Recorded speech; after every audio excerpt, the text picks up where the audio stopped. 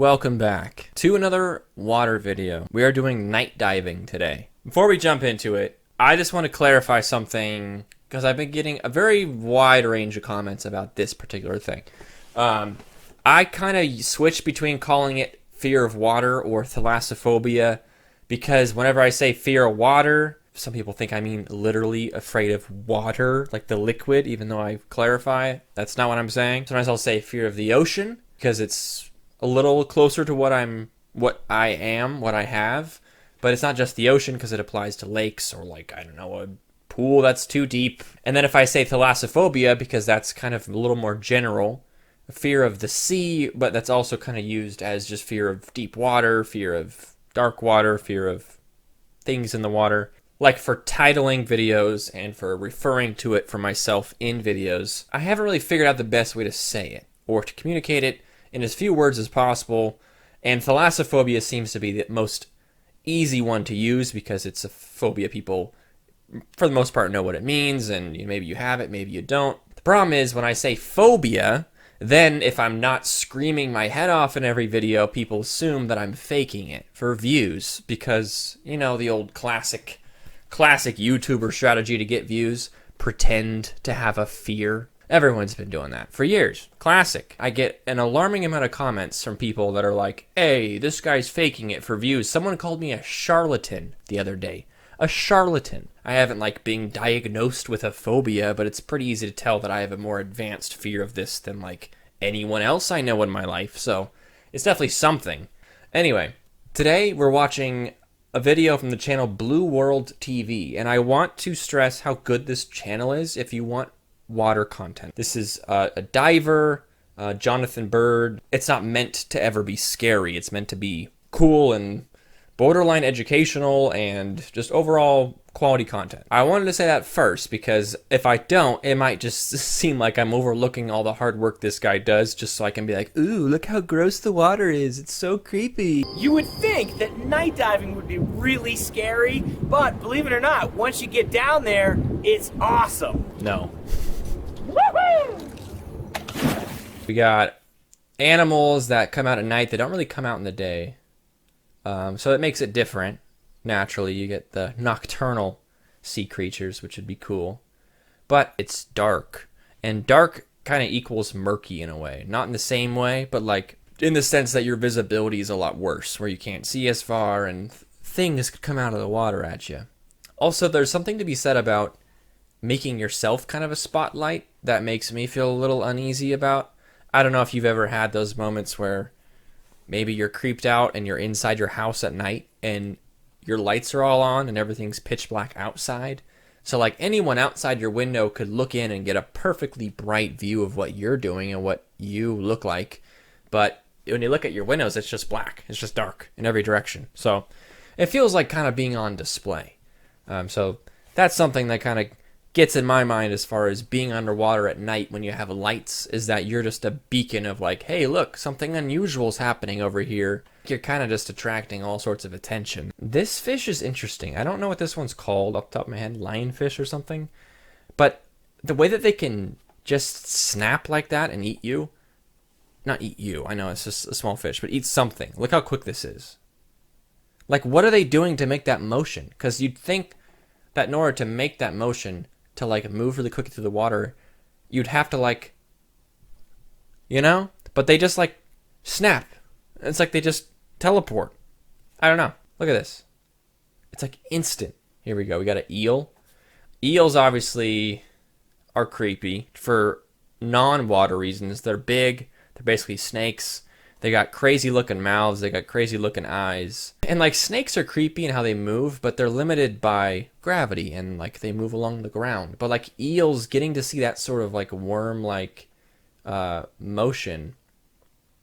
Bro, that fish, what an idiot, dude. You didn't see him coming?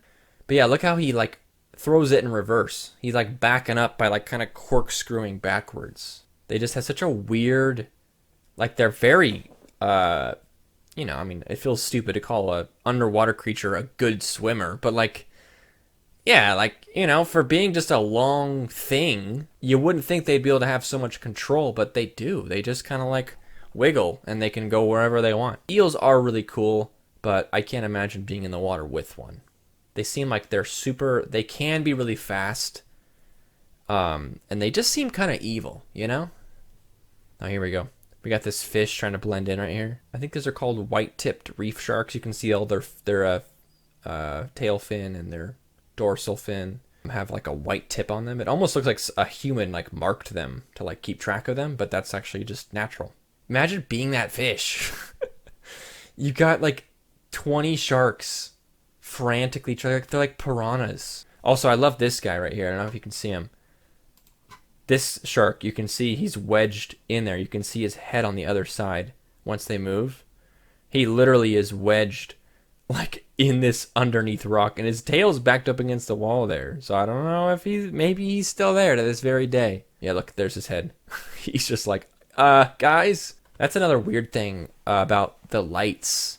Like when you shine your lights underwater, like it just lights up how much stuff is in the water too. Which kind of adds another layer to the murkiness of it, because usually you just kind of look through all of that, but then it kind of brings it all into your vision.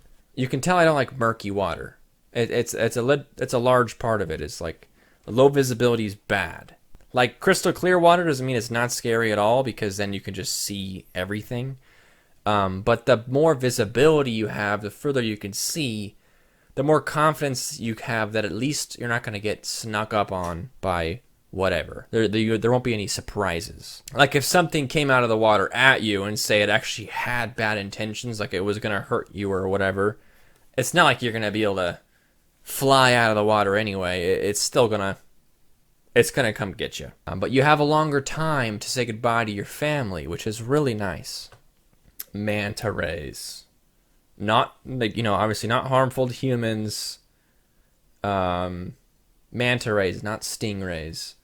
But like, look at the like ghostly, look how you can't even like see this one at all until boom, and then you realize it's gigantic. This guy's just doing laps, eating plankton.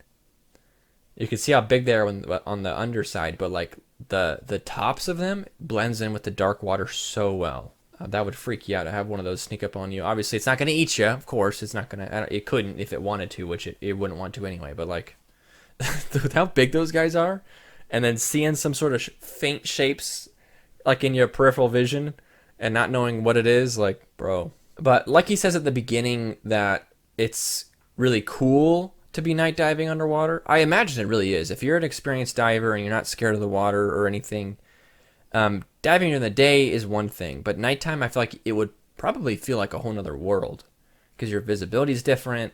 You have to like use different gear. You got to work with your lights. You got different creatures going out there. It probably is a refreshing difference, but that's if your heart can take it, which mine could not. Bro, see that? That's what I'm talking about right there. Out of the darkness. It's a lemon shark, though. Lemon sharks are cool. I like how sharks look. I always have. They look really cool. They just look like the ultimate fish. The ultimate sea predator. I mean, one could argue that all sharks are pretty harmless to people in the sense that they don't really want to attack you unless you, like, are a threat. But, like, lemon sharks are more or less pretty chill. They're, like, notoriously pretty chill. Hammerhead. That's so crazy. Just to be chilling in the water like that with it, and they're not even that far down. Look, that's the surface right there. This shark is just chilling right like an inch above the sand, looking for something.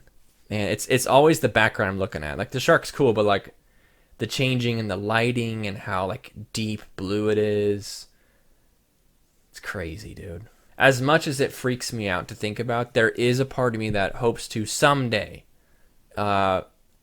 get myself to see something like this for myself.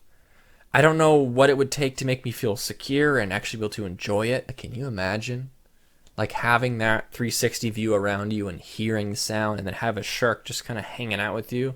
I also thought this said Bill Murray right here, not Bill Murphy. It's special thanks to Bill Murray, and I was like, oh, what did I miss? Is Bill Murray in this video? I missed him.